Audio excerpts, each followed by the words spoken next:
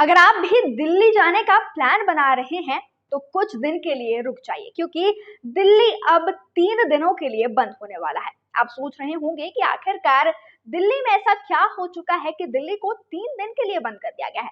तो घबराने की बात बिल्कुल भी नहीं है, क्योंकि 8 से 10 सितंबर तक राजधानी में G20 सम्मेलन के दौरान जो है ये फैसला लिया गया है और इसमें स्कूल, दफ्तर और बाजार सब कुछ बंद भी रहने वाला है। और इतना ही नहीं, दिल्ली की सड़कें भी कोविड लॉकडाउन की तरह खाली दिखने वाली है।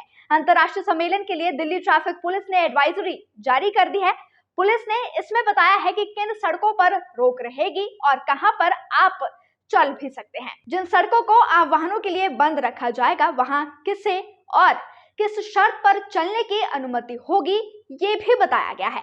ये भी साफ कर दिया गया है कि जरूरी सेवाओं पर कोई रोक नहीं होने वाली है और मेडिकल इमरजेंसी वाले वाहनों को पूरी तरह से दिल्ली में किसी तरह की रोक नहीं होगी। सबसे अधिक प्रतिबंध नई दिल्ली जिले के लिए है, जहां प्रगति मैदान में G20 सम्मेलन होने जा रहा है।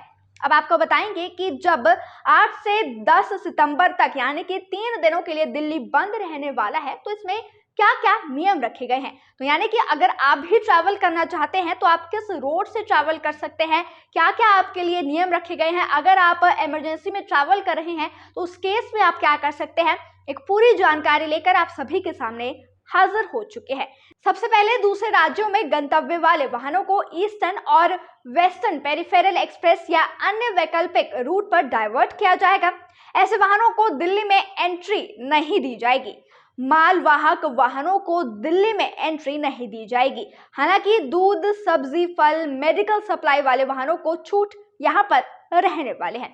इसी के साथ साथ दूसरे राज्यों से आ रही बसों को भी दिल्ली में प्रवेश की अनुमति दी जाएगी। ऐसी सभी बसों को रिंग रोड पर ही रुकना होगा। इसके आगे जाने की परमिशन नहीं मिलने वाली है। दिल्ली में पहले से मौजूद बसें रिंग रोड और रिंग रोड से आगे दिल्ली की सीमाओं की ओर सड़क नेटवर्क पर चलेंगी। इन बसों को दिल्ली से बाहर जाने की फिर परमिशन भी होगी। इसी के साथ साथ दिल्ली में पहले से मौजूद सभी प्रकार के कमर्शियल वाहनों और बसों सहित सामान्य यातायात को रिंग रोड और रिंग रोड से परे दिल्ली की सीमाओं की ओर सड़क नेटवर्क पर अनुमति भी दी जाएगी। टैक्सियों को नई दिल्ली जिले के बाहर सड़क नेटवर्क पर चलने की अनुमति होगी। साथ ही नई दिल्ली जिले के अंदर स्थित होटल्स में जो बुकिंग वाले लोगों को ले जाने वाली टैक्सियों को नई दिल्ली जिले के अंदर सड़क नेटवर्क पर चलने की अनुमति होने वाली है।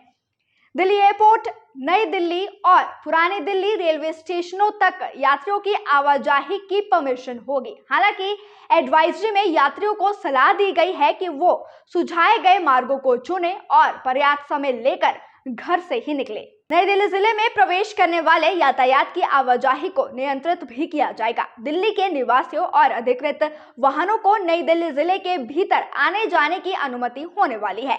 नई दिल्ली जिले में होटल, अस्पतालों और अन्य महत्वपूर्ण प्रतिष्ठानों के लिए हाउसकीपिंग, खान पान आदि से जुड़े वाहनों को सत्यापन के बाद अनुमति दी जाएगी। ऐसे में सभी लोगों को अपनी पहचान साबित करने के लिए कुछ दस्तावेज भी अपने साथ लाने होंगे। मालवाहक वाहनों और बसों को छोड़कर सामान्य यातायात को रजौकरी बॉर्डर से दिल्ली में प्रवेश की अनुमति होगी। इसके अलावा इस यातायात को अनिवार्य रूप से NH 48 से राव तुलाराम मार्ग, ओलोफो, पालमे मार्ग पर डाइवर्ट किया जाएगा। NH 48 पर धौला कुआं की ओर से किसी भी वाहन की आवाजाही की अनुमति नहीं होने वाली है।